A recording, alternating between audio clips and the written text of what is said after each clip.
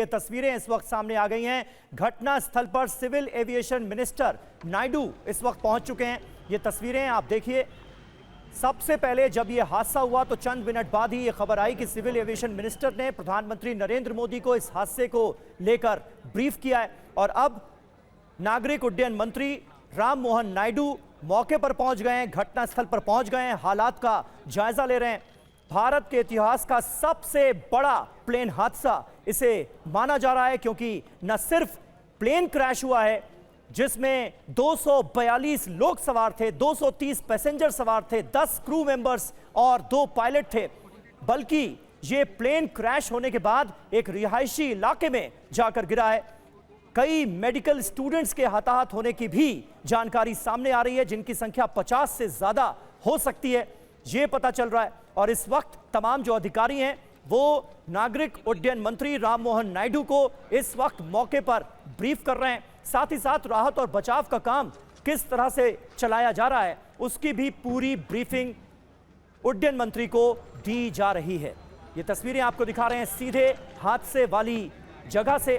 कुल 169 भारतीय यात्री थे इस प्लेन में, 53 ब्रिटिश यात्री थे, 7 पुर्तगाली यात्री थे, 1 कनाडा का यात्री था, 10 क्रू मेंबर थे।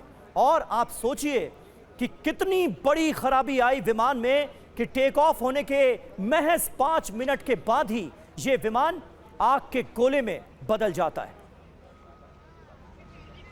ये तस्वीरें आपको दिखा रहे हैं घटनास्थल पर।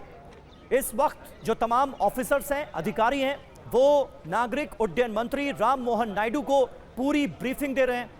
मुमकिन है यह भी बताया जा रहा हो कि किस तरह से यह हादसा हुआ, लोगों ने अपनी आंखों से देखा क्या, किस तरह से जो एक वीडियो सामने आया है जिसके बारे में अभी मनीष भी जिक्र कर रहे थे कि यह पता लगाया जाना चाहिए कि आखिर यह वीडियो अपने कैमरे में, अपने फोन में किसने रिकॉर्ड किया है, क्योंकि यह बहुत क्लियर वीडियो है और इसलिए भी कुछ सवाल इस वीडियो को देखने के बाद जहन में आते हैं। और इसमें बहुत ही क्लियरली शूट किया गया है कि किस तरह से यह विमान टेक ऑफ करता है और फिर अचानक से यह विमान जमीन की ओर, ग्राउंड की ओर आगे बढ़ने लगता है।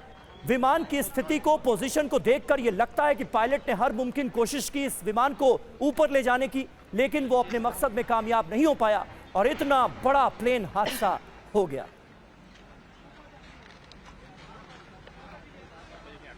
हाँ, निकली भाई, आ गया, चला जा। और हमारे साथ इस वक्त अश्विंदर सिंह बहल साहब मौजूद हैं। बहल साहब, मुझे यह बताइए कि जाहिर है अब घटनास्थल पर तमाम अधिकारी पहुंच चुके हैं, ब्लैक बॉक्स को रिकवर कर लिया जाएगा, क्या आने वाले वक्त में यह क्लियर हो पाएगा? क्योंकि इससे पहले हमने कई ऐसी प्लेन दुर्घटनाएं देखी हैं जिसमें पता ही नहीं चल पाया कि आखिर एग्जैक्टली हुआ क्या। क्या ब्लैक बॉक्स रिकवर होने के बाद हम ये उम्मीद करें कि सारी जानकारियां सामने आएंगी कि आखिर ये प्लेन हादसा हुआ कैसे? बिल्कुल समीर, ये जरूर पता लग जाएगा अगर ब्लैक बॉक्स रिकवर किया जाता है। ज्यादातर ब्लैक बॉक्स को रखा जाता है पीछे के पोर्शन में। मैं ये श्योर नहीं हूँ कि इस जहाज के अंदर कहाँ रखा गया होगा, लेकिन मुझे ये श्योरिटी है कि अगर इसको सेफ जगह जो चुनते हैं, रखते हैं, तो टेल पोर्शन के आसपास का ही कहीं होता है, तो वो जरूर ऊपर, आपने देखा होगा बिल्डिंग के ऊपर था, तो इसका मतलब है वहां से रिकवर किया जा सकता है। और जब रिकवर कर लेंगे ब्लैक बॉक्स को, उसमें सैकड़ों के हिसाब से पैरामीटर्स रिकॉर्ड होते हैं, हर चीज रिकॉर्ड होती है, चाहे वो V1 स्पीड हो, V2 स्पीड हो, एटीट्यूड हो जहाज का, इंजन की performance, oil pressure, hydraulic pressure, सभी कुछ उसके अंदर रिकॉर्ड होता है। और उसमें ये क्लियर पता चल जाता है टाइमलाइन के अंदर कि जहाज की परफॉर्मेंस कैसे थी, कब अगर कोई इंजन में प्रॉब्लम आई है तो कब आई है, और जो उसकी इन्फ्रेंसेस हैं उसको कंपेयर करके हम ये पता लगा सकते हैं कि इसकी क्या वजह होगी। दूसरा, इंजन के कुछ पार्ट्स जरूर मिलेंगे, अगर बर्ड हिट है तो उसमें इंजन के अंदर वो बर्ड के हिट के डैमेज भी मिलेंगे और साथ में पंखे भी मिलेंगे। लेकिन अगर बर्ड हिट नहीं है तो टेक्निकल डिफेक्ट है, किस वजह से है वो भी पता चल जाएगा। और अगर सैबोटाज है, जिसका मुझे इसलिए कम लग रहा है क्योंकि ना तो जहाज ने एक्सप्लोड किया था हवा में और ना ही इसका फ्यूल की वजह से फ्लेम आउट हुआ था। कहते हैं ना फ्यूल में भी मिला सकते हैं कुछ, तो वो भी हमने ग्राउंड पे ही हो जाता, वो भी नहीं हुआ है। तो इसका मतलब कहीं ना कहीं इसकी प्रोबेबिलिटी मुझे ज्यादा लग रही है वो पहले दो कॉजेस के ऊपर, और वो ब्लैक बॉक्स से जरूर पता चल जाएगा, और इसको लगेंगे 6 महीने से 1 साल। ये जल्दी इसकी इंक्वायरी की रिपोर्ट नहीं आएगी, इसको 6 महीने लग जाएंगे, क्योंकि इसमें बोइंग भी इन्वॉल्व होगा, वो भी चेक करेगा, वो भी अपने इन्वेस्टिगेटर्स को भेजेगा। Aircraft accident investigation board form होगा, वो आएंगे, वो आज रात तक या कल तक पहुंच जाएंगे, और फिर इन्वेस्टिगेशन शुरू होगा। इनके पार्ट्स को उठा के ले जाया जाएगा, उनकी टेक्निकल इवैल्यूएशन की जाएगी स्पेशलिस्ट एजेंसीज के पास। दीप्ति काला जी, क्या आपको लगता है, क्योंकि जब पायलट ने मे डे कॉल दी है, वो तो भाई आखिरी इमरजेंसी कॉल थी ना, कि उसके पास, यानी पायलट को इस बात का एहसास हो गया था कि उसके पास भी अब कोई ऑप्शन बचा नहीं है। टेक ऑफ करने के बाद अचानक से जब खामी का एहसास हुआ, तो पायलट को वो ऐसी खामी नजर आई जिसका कोई सलूशन उसके पास नहीं था। क्या ये माना जा सकता है?